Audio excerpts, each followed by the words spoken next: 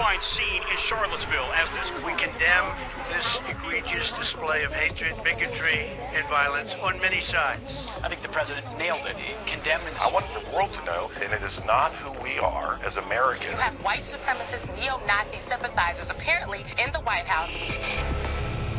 Hello, I'm Richard Gisbert, and you're at The Listening Post. Here are some of the media stories we're covering this week. What to make of Donald Trump's view of white supremacy in the United States of America. It depends what day it is, what channel you watch, and which website you favor. The government in Iran distrusts the BBC. The one in Iraq doesn't like certain kinds of political humor. Beijing extends its control across the country's media as the Communist Party gears up for its big leadership meeting. And if a famous film director had a signature dish, it would look something like this. When hundreds of far-right extremists gathered in Charlottesville, Virginia last week, it was ostensibly to protect a statue, a symbol. They were also out to assert themselves on the public stage in front of the news cameras. Given that the monument in question harkens back to an era of slavery in America that it would take a civil war to end, a potent message was being sent out. The right-wingers were met with force that did not come from the police, and when that car plowed into a crowd of anti-fascist protesters, killing one and injuring many more, the recriminations were swift. One of the so-called news sites that's been incubating far-right culture in the U.S., a favorite of white supremacists, the Daily Stormer, was then dumped by its online hosts for its toxic take on what had happened. But that will hardly shake the confidence of the movement, not with the mixed coded messaging coming out of the Trump White House. Some of the president's comments had voices in the white power movement rejoicing. All the while, the story was unfolding across the U.S. news media, which have their own checkered record on the race story, as their reporting on terrorism and crime makes abundantly clear. There's plenty to unpick in this story, given what's been happening in both the mainstream media and online. Our starting point this week is Charlottesville, Virginia.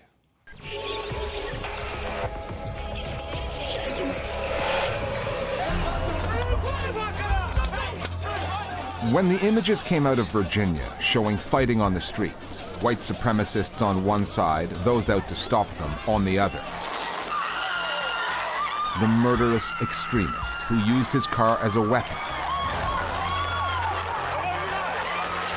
Attention quickly swung onto the president for what would prove to be just the first act in a four-act play on the morality of what happened in Charlottesville. We condemn in the strongest possible terms this egregious display of hatred, bigotry, and violence on many sides. On many sides. So the response of Trump to say that we're seeing hatred on many sides is really conspicuous. And I think that people on the right are saying we got away with it. Then came the silence.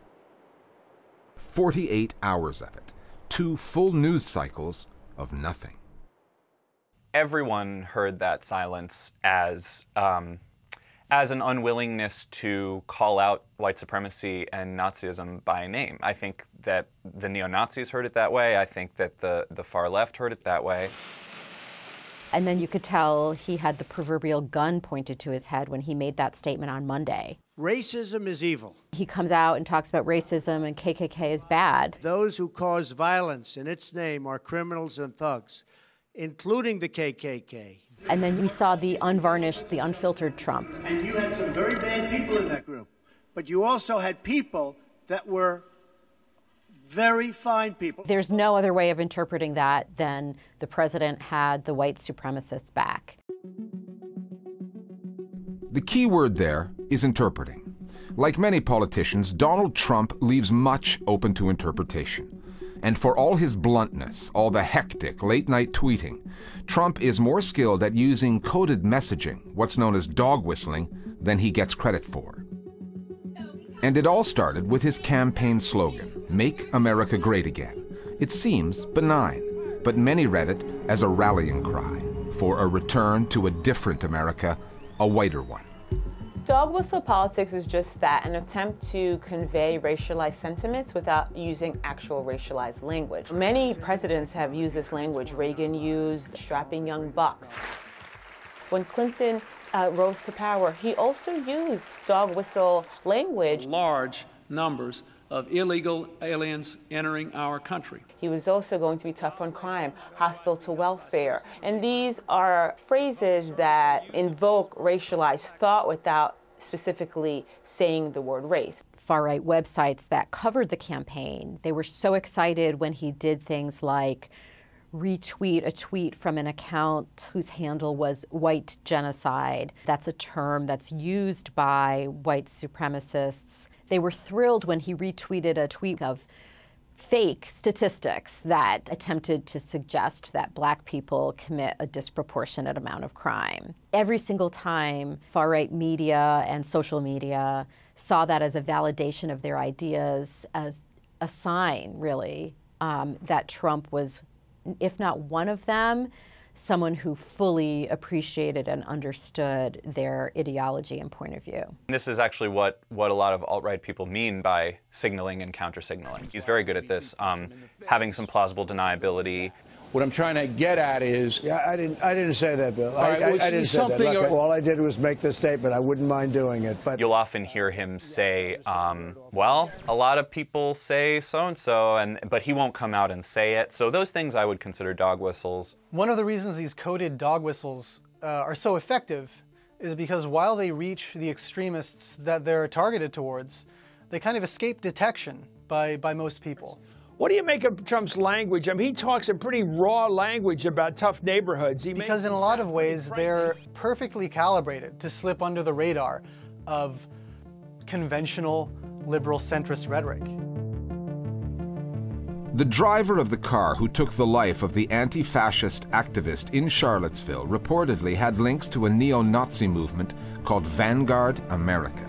Within 48 hours of the killing, the web hosting service used by the movement, WordPress.com, dropped the group at the insistence of online activists.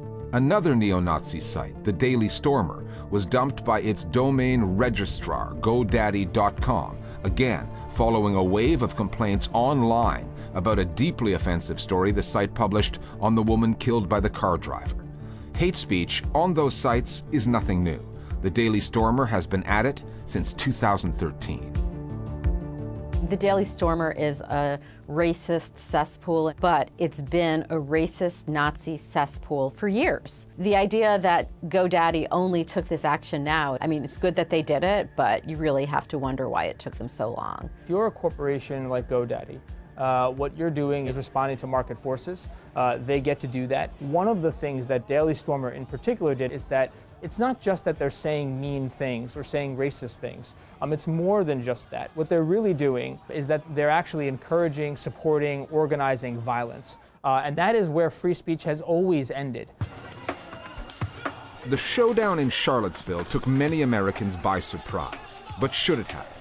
In 2009, the Department of Homeland Security warned the election of America's first black president and the economic downturn were fueling the rise of right-wing extremism. The U.S. mainstream media preoccupied with al-Qaeda. Al-Qaeda remains the vanguard of this jihadi world. And later, ISIL She pledged support for the ISIS leader. gave that story short shrift. They were wrong to do so, but it's easier to confront the enemy from the outside, the threat from the other, than it is to confront the enemy within. The U.S. media is in denial when it comes to the threat of right-wing extremism and the violence that's there. They just are. They've been in denial for a very long time. And in large part, why they don't go there is because of fear. Fear of being attacked as biased or fear of retaliation against them. And that really shows just how dangerous these far-right voices are. White supremacy is so much more than what we were seeing in Charlottesville. White supremacy is segregated neighborhoods. White supremacy is the all-white school to which you send your child, the whitewashed curriculum that is there. And although what we saw in Charlottesville was awful, it's only the least palatable version of white supremacy. The more palatable version, the things to which I just referenced, remain below the surface. And so, again, I don't think the media is powerless to respond to this. I think they do need to educate their readers on it. Liberals and moderates react to the tragedy in Charlottesville by saying, and that's not us, that's not America. This is not what America stands for. This isn't who we are. Unfortunately, the bad news is that this is what America has stood for the majority of its history. We're a nation built on the genocide of the American Indians and by slave labor imported from Africa. We're a nation that maintained racial segregation until very recently. So there's this eagerness to repress that memory of white supremacy in this country. And I think that leads a lot of people to turn a blind eye when we see the rise of white nationalism and white supremacy. It's something that we as a nation are still in denial about, and we need to wake up.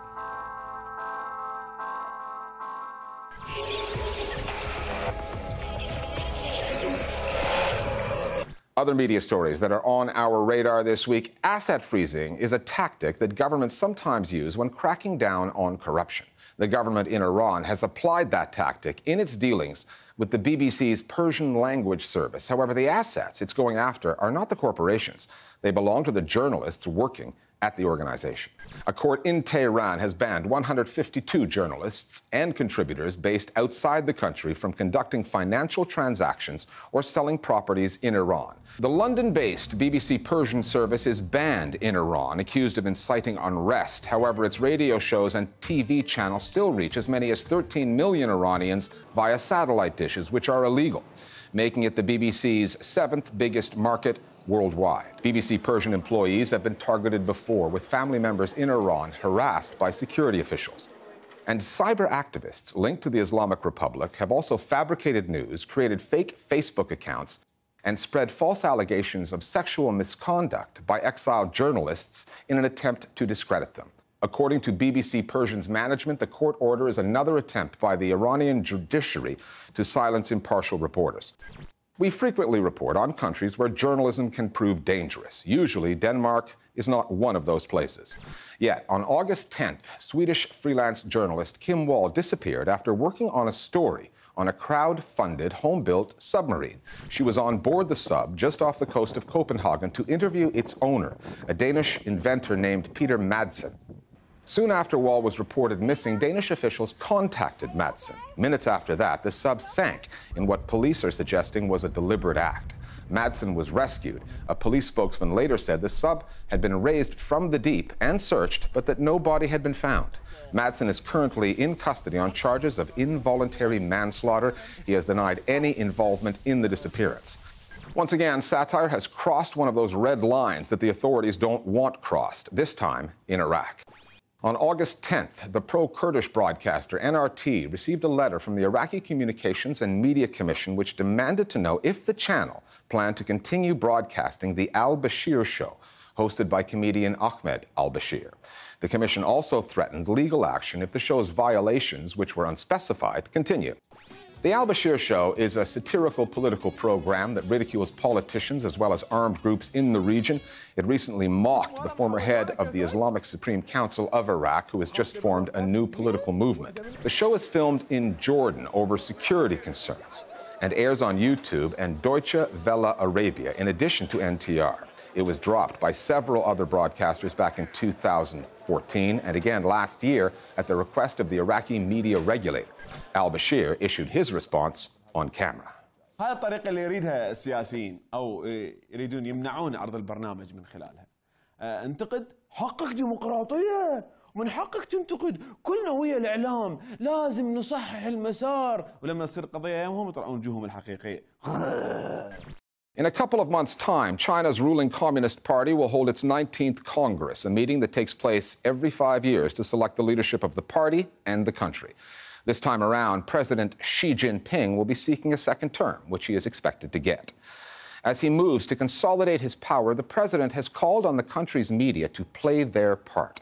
A series of directives has been issued by the party's publicity department, instructing news outlets to tout the president's grand vision for China, especially his trillion-dollar pet mega project, an infrastructure venture called the BRI, the Belt and Road Initiative. The propaganda machine is also trying to shape the conversation on social media. Censors are vetting political jokes and commentary. New laws are restricting who can distribute the news and which VPNs, virtual private networks, can be used to circumvent what's come to be known as the Great Firewall of China. Beijing says its new online laws are designed to protect what it calls cyber sovereignty. The Listening Post's Meenakshi Ravi now on control and censorship in China in the run-up to the 19th Congress.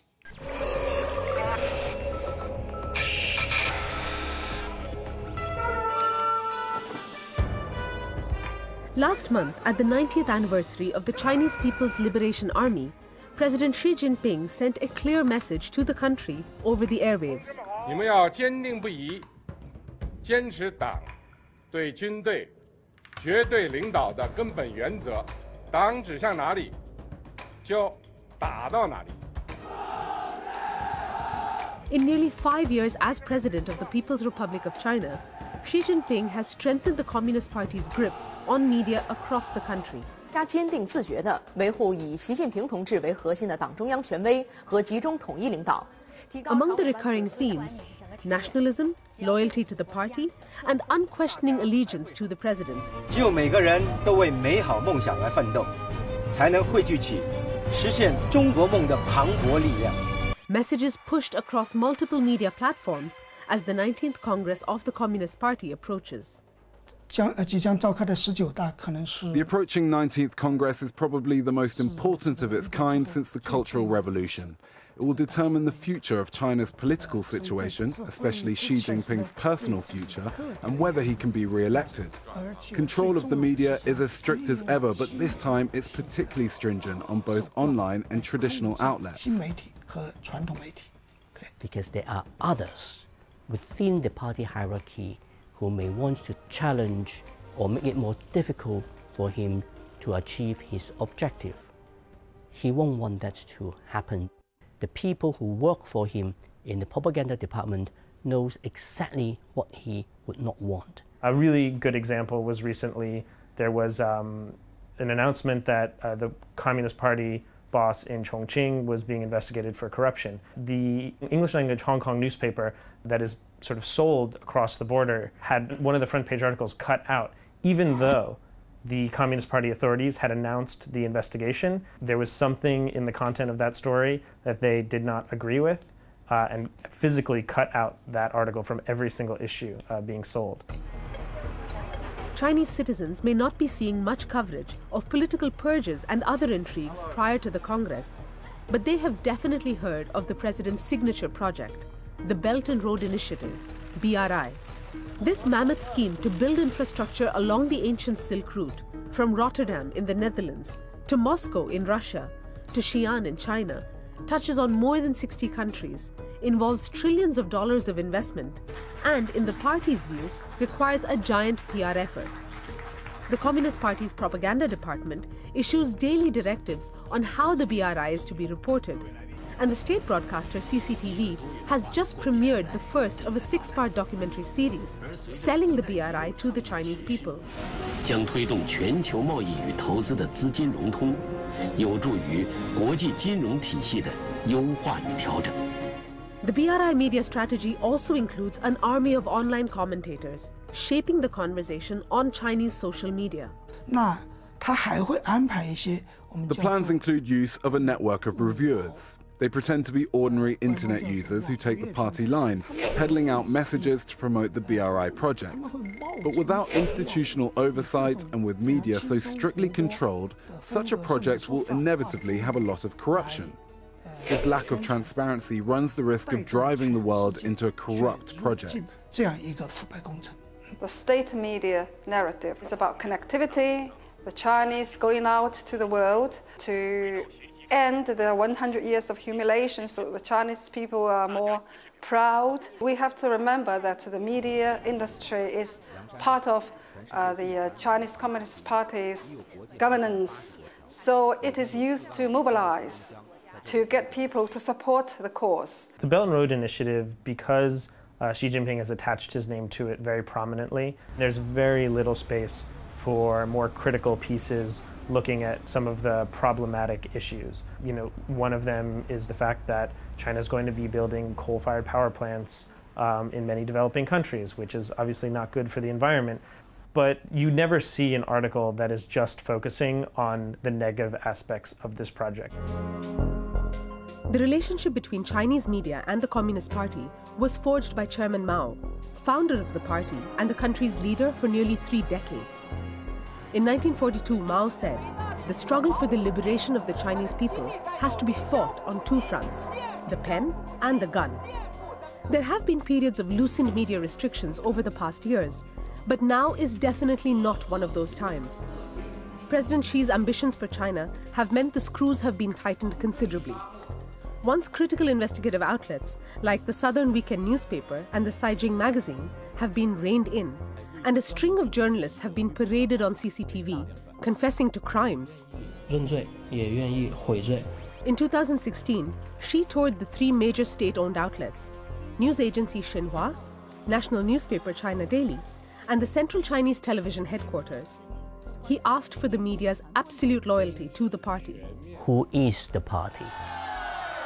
And of course, it meant him, the leader of the party, and absolute loyalty is therefore to him, that they should not say anything that challenge the position or the reputation or the integrity or the standing of the leader of the Communist Party, President Xi Jinping. Policing online media has required a much more hands-on strategy from the state. For years, the so-called Great Firewall of China has been blocking access to numerous foreign websites.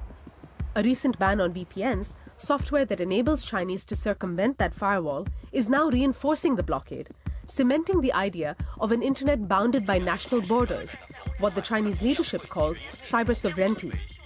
There are also armies of online police, both automated and human, monitoring topics being discussed on social media and instant messaging. In July, Chinese activist and Nobel Peace Prize winner Liu Xiaobo died. On Chinese social media, WeChat, Weibo, WhatsApp, any discussion of his death was immediately blocked. A candle emoji that people use on Weibo to sort of signify vigil or mourning was suddenly banned. People were trying to send messages about Liu Xiaobo, or about his death, and those messages would never get sent. And it has you sort of scratching your head thinking, oh, is there something wrong with my phone? Is there something wrong with the software? All cartoons showing Winnie the Pooh and Friends are now censored because somebody put 2 pictures up. One shows President Xi standing up inspecting troops on a Chinese jeep, and then Pooh Bear sitting on a toy car. Oh, well, we can't have that, can we? Because that is not entirely appropriately respectful of the president. But they were there for a while.